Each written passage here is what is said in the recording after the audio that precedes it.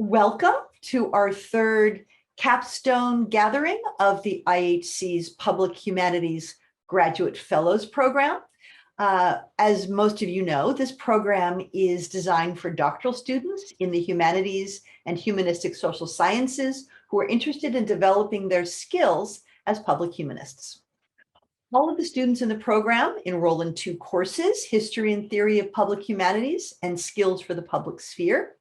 They also gain experience working in a community setting, either by completing an internship that the IHC establishes with the community organization, or by executing a project they have designed in collaboration with a community partner. Finally, all of the humanities fellows make a capstone presentation, such as the ones that we are going to see today. And this afternoon, we are featuring three fellows: Christopher Mcmahon, Kirsten Jacqua. No, it's Jacqua, right, Kirsten? Jacqua. Jacqua. You got it right the first time. Don't second guess yourself. We even practiced. So Kirsten Jacqua and Amanda Brush. And I'm going to introduce each of them separately. And following each of their presentations, or all of their presentations, we will invite our audience to participate in an interactive Q&A with the fellows. And you can use your hand function, which you can find next to your name when you click on the participants link, if Zoom hasn't updated this and changed the format, in which case just wave and I know what that means. And once you either do your yellow hand or your flesh hand, I will call on you and you can ask your question directly to the fellows. And you can also put your questions in the chat function at the bottom of the screen. So be aware that we also are recording the event and that we will be posting it on the IHC website and YouTube channel. Before I introduce our first presenter, I do want to take this opportunity to acknowledge the Chumash people, who are the traditional custodians of the land upon which the Interdisciplinary Humanities Center is located. And I would also like to pay respect to elders, both past and present. And now it is truly my pleasure to introduce Christopher Mcmahon, a Navy veteran who recently finished his PhD studies in history with an interdisciplinary emphasis on environment and society. Christopher's research examines water policy and ecological change in northwestern Nevada during the late 19th century, and he currently serves as the secretary of the board of directors for the Goleta Valley Historical Society. Welcome, Christopher. I am Christopher Mcmahon, a fellow from the history department, and I want to begin this presentation not by talking about my project, but by talking about what led me to the public humanities. For as long as I can remember, I've always had a very strong passion for education. And this kind of carried over into active volunteerism that gave me an appropriate outlet. I've been an active volunteer at the Nevada State Railroad Museum in Carson City since 1996. And as you heard in my introduction, I currently serve on the board of directors for the Goleta Valley Historical Society. And both of these have kind of been building towards where I see my career path taking me, which is in the public field. And I'll talk a little bit more about that at the end of my presentation. But for my project, I decided, having a long history with the Railroad Museum in Carson City, that I wanted to do a project that worked and collaborated with them, that I could both build my skills as a public humanist, but also in a way that benefited an institution that has given me so much throughout the years. And so initially, I reached out to Adam Michalski, who kindly has joined us today, the curator of education at the museum. And we designed a project that came up with three main goals. The first was to have a form of educational outreach, primarily designed to incorporate school groups who wouldn't normally be able to visit the museum, either because the distance was too great or because the financial situation in their district just was prohibitive to the point where they could not visit the museum. The second aim we had was to expand the museum's digital media content, both through videos like the one you see in the picture here, as well as by expanding web and social media platforms. And finally, there was a specific artifact that we wanted to look at further and do a correct interpretation of. And again, I'll speak a little bit more to this near the end of this presentation. But like any project, nothing ever goes directly as planned. And this was the case when it came to my project. Very early on, we began speaking to community partners and educators at the fourth grade level who would be teaching some of the materials that we envisioned putting together for their classroom. And what we found very early on is they didn't really want a lot of lesson plans necessarily. What they wanted were activities that they could incorporate into the lessons they were already doing.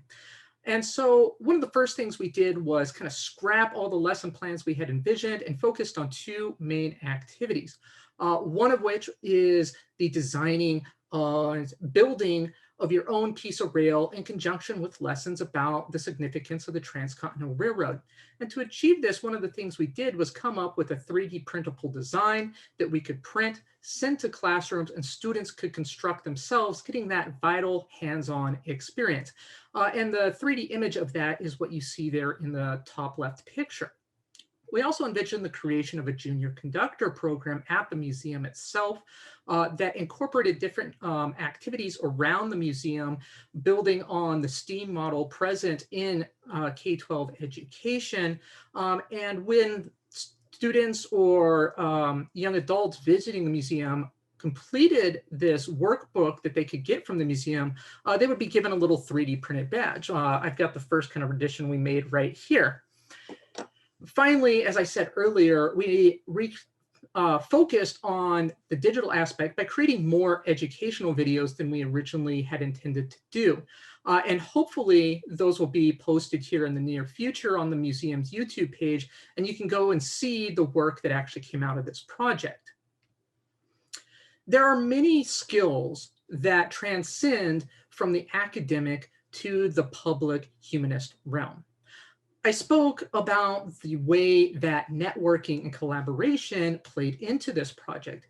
It was the networking I already had in place that allowed me to work with and build on ideas we already had at the Railroad Museum, and as well as collaborating with educators doing the work that allowed us to come to an understanding of the project that would be feasible for everyone, rather than just coming in saying, I'm the academic, I know best.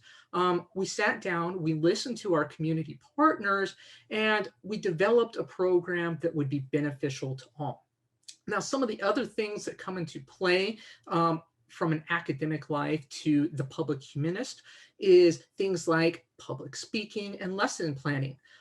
Obviously, when we're doing the lessons for the activities we put together, we want to make sure that there's a strong educational component in that. And so my teaching experience at the university has really helped transcend that divide. Finally is the matter of archival research, something that is somewhat unique to my skills as a historian, but played a very significant role in this project.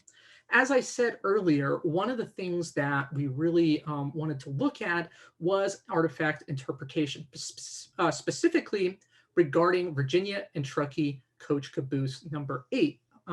As it currently is painted, you see there on the bottom right photo, that is a paint scheme that the car never ever would have carried in its entire life on the railroad. And so we knew for the 150th anniversary of the completion of that railroad coming up next year, we wanted to have the artifact in a state that correctly interpreted its existence on the railroad. And this is an item where these two fields of academic versus publicist really overlap, because many people sit there and go, well, it's just paint. Why does it matter if it's painted correctly? And this really comes down to the heart of what is it that we as a museum or we as public humanists are trying to accomplish. You know, this is an artifact, and the way it's presented tells a story. That story is important for building broader understandings of what railroads did, how they accomplished it, and the roles that they played in everyday lives not only in Nevada, but across the United States.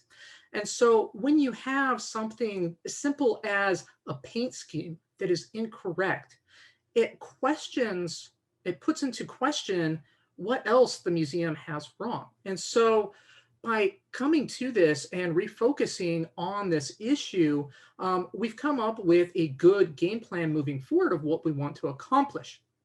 Repainting the coach in of the lettering it would have had at the end of its life, there in the top right, to a color scheme matched with a photo that you see there on the top left of yellow and green, because there's only black and white photos of this car that exist. So in conclusion, one of the things I want to say is that this work is never done.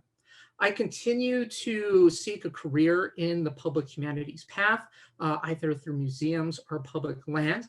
I'll be continuing to work on this project with Adam in the museum, as well as starting my next project, which I'm looking forward to, which is completely restoring a Model T from the ground up to bring a whole other level of historic preservation and interpretation. So that is my project, my experience here at the IHC, and thank you for listening. Thank you, Christopher. Yes, absolutely. All right, our next speaker is Kirsten Jacqua. Kirsten is a PhD candidate in classics, and she is writing her dissertation on female relationships in male written and performed ancient Greek tragedy. She completed an internship with the Executive Vice Chancellor's Office in the summer of 22. Excuse me, that's right, in the summer of 2022. So this is virtual and futuristic. No, it was actually the summer of 2020. Welcome, Kirsten. Well, I am an ancient scholar, so that's somewhat fitting, but I have not been around since then. So hi, thank you all for being here. Like Chris, I wanted to start by talking a little bit about why the IHC program appealed to me specifically. I was drawn to the IHC first for its emphasis on collaboration and community partnership. As a PhD student, probably all of you are familiar with the way that it can be very niche work. So I really enjoyed the opportunity to see the kind of interdisciplinary projects that the IHC fosters, and learning how humanities scholars work together across disciplines to impact their community. Specifically, I was interested in the Public Humanities Graduate Fellows Program because when I started coursework towards my PhD, I was interested in working as a public humanist, but I didn't have a good sense of what career diversity meant for someone with a humanities PhD. So I was excited to explore this program, which had the mission of preparing students for socially engaged careers both within and beyond academia. So I enjoyed the course on skills for the public sphere since I had the chance to talk to guest speakers about their experience of moving from academia into other lines of work that use their skill set, like nonprofits. And the classes gave me a good sense of the variety of jobs that I could be suited for, how my skills were transferable, and practicing writing articles for the public sphere and resumes for non-academic positions. In addition, both my internship and the public humanities coursework also helped me to develop a wide network of relationships across the university and with colleagues from different fields. And I enjoyed the discussions that I had in class in the skills and the history course, where I got to learn from my classmates different perspectives in their fields and their methods of constructing knowledge. If this would, there we go. So in my internship specifically, as Susan said, I worked with the Executive Vice Chancellor's Office over the summer of 2020 to develop a resource document to promote and improve understanding of the humanities, particularly for incoming students, but I'll talk a little more about the specific audience we targeted in a moment. In my internship, I got a unique insight into how administrative work gets done within the university. My main project was this resource document, but I also learned how administration, especially under unique circumstances like the pandemic, during the whole time I had my internship, the administration works in a very flexible and nimble way. And even in my role as an intern, I got the chance to be helpful in many different functions based on the skills that I brought. So I worked on small side projects, including assisting the EVC and the department or the program with what changes teachers like myself were making to shift to remote instruction, and discussing how heavy the demands on us were in making that change. My main project, the resource document, was also highly collaborative. So I spoke to many heads of different programs about how they saw ways we could improve the curriculum, what important roles humanities played in education, and how to make those functions visible and engaging to students. And after those discussions, I geared my project not towards improving enrollment, which is currently doing quite well for the humanities courses, but rather on encouraging engagement with the humanities from students in disciplines like STEM, finance, and business, since these students often do not take humanities courses or avoid humanities courses because they feel a pressure to remain degree focused for the sake of their career. So our mission was to show these students a highly practical side of the humanities, that not only do they teach valuable communication and analytical skills, but they also enrich students' understanding of an increasingly globalized world by exploring critical contemporary issues. Thus, the humanities classes are continually evolving and highly relevant to any career.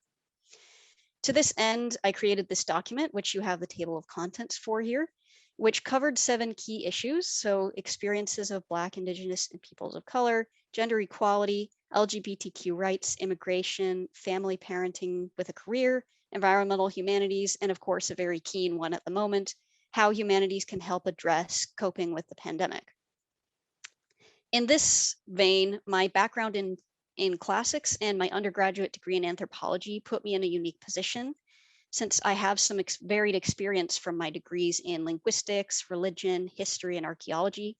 And in my PhD research, I have drawn on gender studies and drama and theater. So I had a good starting point for writing a document to attest to the relevance and value of many different departments' work in these critical issues. So I wrote 2 introductory sections to emphasize the relevant value of the humanities and on what the humanities are for students who might not be clear on that specifically, and why they're valuable. And I also wrote a short piece on each department that was featured in my document, highlighting which specific critical issues they addressed and how each one was generating up-to-date research and courses addressing the ongoing cultural discourse on these issues. So this is a part of the summary I created for the EVC at the close of my internship. The majority of my resource was faculty members, what research they conduct on these issues, what pertinent courses departments taught, and what events and talks and programs and resources the university offered. And we hoped it might also serve as a resource for department heads as a marker of how visibly their departments engage with these issues. One of the goals of the project, of course, was to keep it present and contemporary and relevant. So of course, hopefully it will have a life beyond the hours I spent on it in my research or my internship. So in wrapping up my role, I also left notes on where future interns might take the work. One idea was for it to be built into a regularly updated webpage for students, to survey students on what their interests were, so we can show them where humanities engages with these, add new topics that might become relevant as the pandemic did this year, and adding potentially testimony from employers on what skills humanities bring to people who come into their workplaces. So overall, I felt the humanities program, the public humanities program, gave me a chance to take a long view of my scholar and as a public humanist. Since as a PhD student, it can be easy to sort of lose sight of the forest for the trees or my specific tree. The program allowed me to step back and see the broader value to which I was contributing through that research, and a chance to work with humanities as a more holistic collective. So it shifted, in addition, my perspective on where I see myself going at the end of my PhD. The work I did with the EVC's office and a lot that I did in the skills class also gave me an opportunity to explore administrative branches of education and also private sector work like project management, where I feel I could bring my skills to bear to be well used. And knowing that I have this diverse spread of career options is also an energizing aspect of my experience as a PhD student. And I'm looking forward to exploring that further as I move into exploring the job market in this last year of my degree. Thank you. Thank you, Kirsten. And now we will hear from Amanda Brush. Amanda is a PhD candidate in the Department of Political Science, and her PhD research focuses on American politics and the politics of identity, with an emphasis on gender and sexual politics, or in gender and sexual politics. And the goal of Amanda's work is to discover how people can work together to make positive social change to enhance democratic governance. We applaud that. So Amanda, the floor is yours. Thank you, Professor Derwin.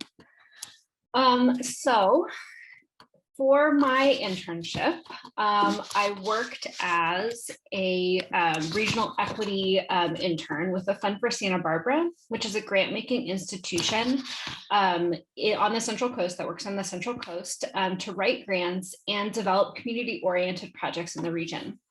So the project that I worked on was actually in collaboration with UCSB's Blum Center on Poverty, Inequality, and Democracy, and the Equity Research Institute, which is housed at USC. As an intern with the fund, I worked as a methodologist, and I used my quantitative and qualitative research skills that I had gained while earning my PhD in political science. So the outcome of this internship was to assist on writing and researching the regional equity study focusing on Santa Barbara and Ventura counties. As an intern, my responsibilities included helping to design and facilitate community consultation focus groups with organizational, government, and community leaders in the two counties.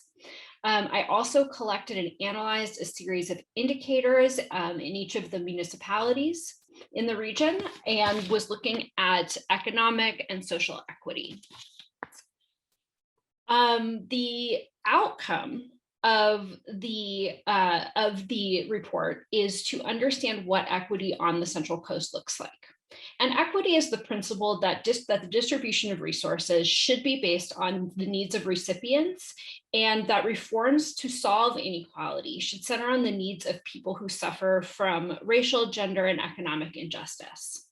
So my work with the fund helped to produce information about inequity on the Central Coast, and also to provide people with information which can assist communities in the region to become happier, healthier, and more equitable places.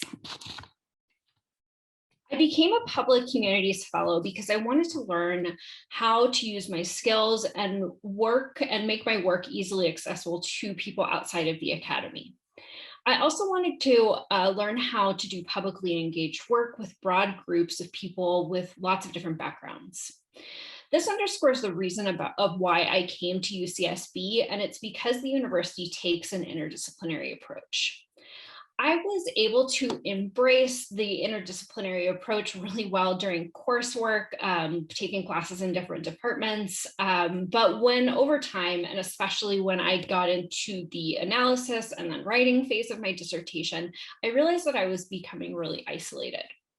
So isolation, personally speaking, seems really counterproductive. I also believe that isolation is counterproductive on a larger scale. So disconnection makes people, including myself, feel really alienated from their communities and the people around them. So when I discovered the work at that's being conducted at the IHC and the opportunity to learn to become a public humanities scholar, I really jumped for it. So this meant moving out of my own void and to meet and work with people with different academic training, and also to learn how to make my work more accessible to people outside of political science. Once I was accepted into the public humanities program, I applied for an internship with the Fund for Santa Barbara because I wanted to use my skills in a collaborative space and to learn around and to how to help the communities immediately surrounding me. My goals were to collaborate with people at the fund, to how I could put my skills as a researcher and scholar to work, and how to best serve communities on the Central Coast. Working with the fund, I learned how to speak about my skills and translate the methodology that I had used in a really practical way, and also to speak to broad audiences and to help people in the region. I also learned to become a better writer and how to write for people in non-political science and non-academic audiences. And this really, to me, speaks to my desire to understand social problems and also to come up with ways that we can solve social problems together. So the best part, one of the best parts of being a public humanities fellow, the internship and the coursework was also really getting to know people in the community who I worked with at the fund. I mentioned that I entered into the program at the IHC when I was feeling at a personal point of isolation, and forming relationships and learning about other fellows' work. So people who are also such as Christopher and Kristen in this presentation made me feel the opposite of isolated. It made me feel more connected to the university, to other graduate students because of my participation with the program. So went back, sorry about that. So as a regional equity intern and as a scholar in the public humanities, I learned that the private and public spheres, the academic and public spheres, are not in competition with each other. And really the knowledge that is gathered in academia and also in the public sphere, that they're woven together. And so my journey as a public humanist and a scholar is to co-create a common language where the public and the academy can learn from one another and discover ways that people can work together to make countries or country more equitable, happier, and healthier places. Language is a skill, and after this, of course, it's up to me to keep this up. And I've learned that the line between the public humanities and the academic scholarship is really not a line, but it's something that's braided. And it's my mission in my career to continue my methodological skills to best speak and serve the public. So obviously we're doing this presentation on Zoom, and like today and the past year, 14 months, however long it's been of my life, including my my work in the coursework with the IHC, but also in my internship, all took place in this kitchen that's behind me. So the IHC and the internship really helped me think beyond these walls. And in the same turn, the internship and the IHC helped me think a lot about what is going on in these walls and how we all got here. And so really thinking that COVID might have not been preventable, but we can prevent and ease the inevitable trouble that we'll run into as a people and in a world by learning about communities and across boundaries to create sustainable, equitable futures that are grounded in discourses that transcend disciplinary and public divides. Thank you. Okay, I feel very inspired by your three presentations, I just want to say. So thank you for that. At this point, do we have questions? Anybody would like to say something, comment, question, anything? Yes, Paige. Yeah, I have let me ask this question from my perspective of serving as an associate dean in graduate division. And the question that I have, and I don't want to name any names, but the question that I have is that for each of you, and I know actually two of you, is it the case that from your perspective that the academy is unfriendly to this kind of outward facing work? That is it, in your experience, do you have a sense that your faculty in a general, your department in a kind of general way would rather sort of reproduce themselves than to do the kind of work that you've done here? And I know this is it's a difficult question. I don't, frame it as a general, just kind of a sort of a general reaction. Christopher, start us off. Yeah, well, thank you for the question, Dr. Diggesher. I would begin by saying this is not at all anything I've encountered in the history department, but I do have to also recognize that UCSB history is where the discipline of public history got its Right. start as an organized discipline. So our department has a long storied history with not only accepting this type of work, but actually promoting it within its department, its culture. And I'd say of everyone that came in with my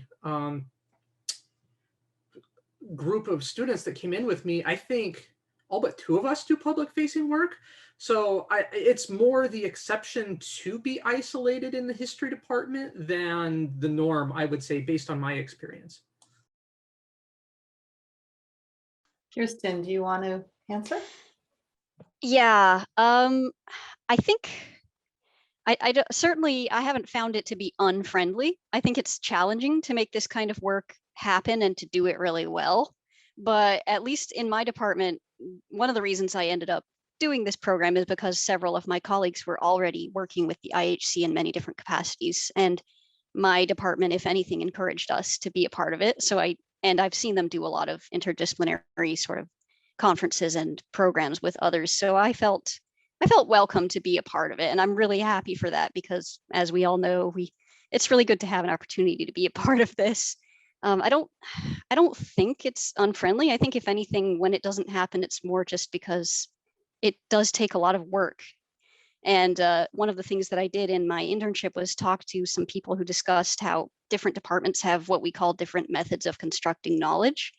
And as enriching as it is to learn from your colleagues, which is one of the things I enjoyed from this program, it's really challenging to make those different methods mesh well with different people from other departments. So if anything, that's why it wouldn't happen. Amanda. I think that I wouldn't say that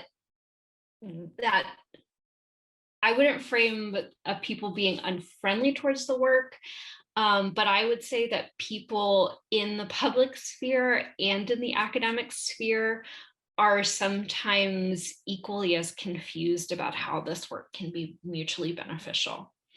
And so I think that academics sometimes I talked about this in my presentation, do too good of a job isolating themselves. And that is too bad because there is so much knowledge to be shared. And because of maybe the self-imposed isolation, it's difficult for other people to access that and maybe think that they can't access that. And so really what I think, and from my work with the IHC, is that it's really important that the Academy make a deliberate efforts to reach out to communities and to build bridges. And then I think hopefully over time, any boundaries will just dissipate. Thank you. That's a great topic for a very long conversation. Other questions or comments? Anybody? Am I missing hands? Yes. Was that Olga? You've disappeared. That's yes, me. Olga. And I apologize about the video. My camera is kind of acting up, but I want to thank you all, and it's nice to see some known faces and see some of you. I wanted to ask all of you guys if just how this experience has kind of made you think differently about your careers after your PhDs, or how it has kind of informed the trajectory that you're thinking of having. And I know some of you already touched on this, so if you can kind of expand on that a little bit. Thank you so much. I guess we'll start in the same order again, unless you want to change it up. Oh, that's great. As I said at the start, I came into UCSB wanting to go into a public-facing field, and that hasn't changed at all. If anything, I'd say I was slightly open to possibly considering a role in academia where I started, and am now almost completely opposed to it. Not to say that there's anything wrong with academia. I really enjoy doing the public-facing work, and I can't imagine my life going anywhere else. Okay, great. Kirsten. I touched on this a little bit, but I think I came in at least with a sense that certainly academia was a path I was interested in pursuing. And I wanted, as I sort of moved through my PhD, I wanted to at least explore other options, but I didn't know where to look. And so the public humanities program was one that really gave me a chance to see what the options were and just to feel that they were open to me. And in this vein, like I said, the skills class was great, but I also think I want to give a lot of credit to my supervisor in the EVC internship, Zuzu Chapman, who was super helpful to me. And also she talked me through a lot of the options, and she laid out for me what skills she saw me displaying in my internship and where she thought that I could really work well, which is where I got the idea for project management. That's something that she knows a lot about since that's part of her job. So I think it was both the skills class and also the work that I did in the internship that really helped me see what it is that I do well as, a public humanist, not just as a academic in my specific field, which was really fantastic. Amanda. So my participation with the IHC and in my internship really gave me the tools to envision, my future career after PhD as bridging the divide between the public and academic sphere. And somewhere where that has really been useful in my internship, but also in the courses that I took with the IHC was writing. And I think for anybody who writes, writing is a struggle. Unless you're Stephen King or Danielle Steele or somebody, maybe even for them. But I've realized that my work, the writing that I have done for academic and not academic audiences has improved because I've just been able to speak with more clarity. And I think that enhances what people, if anybody reads my work, what anybody from an academic or non-academic sphere will gain from my work, or any of the other public scholars in the IHC fellow program. Can I add one more thing, Dr. Durman? Of course. One of the things I think Kirsten and Amanda and I have kind of hit on is this collaboration within the community, with faculty, but I also want to stress the role that dialogue with other students within the IHC itself plays. And I think having a program like this that makes it acceptable to talk about the different types of career paths and opportunities without feeling any sort of shame really is beneficial to graduates that maybe are considering this, maybe it's what they want to do. But speaking from personal experience, Olga and I met each other through the program, and we've had a lot of conversations about career paths, public facing work, just sharing and bouncing ideas off of one another. So that collaboration goes both towards future career paths, but also as well as just dialogue within the institution itself and building lasting friendships. And I think that type of collaboration really needs to be recognized as well. Yeah, I just want to echo what Christopher said. I loved meeting the other people in the public humanities program, and people that I would have never ever met. And it was so wonderful to hear about their ways, like Kristen's way of knowing to think about classics, and Antigone, and there are some other people in the room, Kenzie and Lauren, and just the way, and doing readings and being in classes with them just enhanced and expanded my worldview. And I really wish that we had more of that at the university. It was so great. I wish that we had it with STEM. And so from coming as a social scientist, and there are obviously other social scientists in the IHC, but people in such different fields than me, it was just such a pleasure. And it really was a highlight of this really difficult year. Right. Any other questions or comments? Yes, Adam. Hello, my name is Adam Michalski, and I'm the curator of education at the Nevada State Railroad Museum. And I just wanted to say, just maybe I just have a comment about like Christopher, and I just wanted to say, well, for one thing, I wanted to say thank you for the IHC for hosting this today and having this program and accepting Christopher into it. I've worked with Christopher Mcmahon for about 7 years now, 7.5 years, and he's been a great volunteer at the museum. And just working on this project with him, it was really great to see I just know that he has this really great enthusiasm and energy for the public humanities sphere. And I just want to say that I think he'll make a great museum curator, or he'll make a great professional in the museum field if he goes that route. And just wanted to say thank you for your work, and I'm sure I'll see you this weekend, Dr. McMahon. Thank you, Adam. Thank you, Adam. And we are all coming to the museum to see the exhibition, and we look forward to meeting you. And it's great to have you here in our virtual IHC.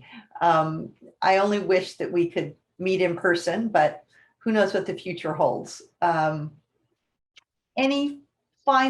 Anyone else have any final thoughts or questions? Okay, well, congratulations to all of you for completing the program, and to Chris. This is Christopher's final university activity. He is signed, sealed, filed, and delivered. So this is a wonderful moment, and I can say that we are very happy to have accompanied the three of you, as we feel for all of the fellows, on your journey into public humanities. So thank you for being here, and we'll see you again soon. Bye-bye.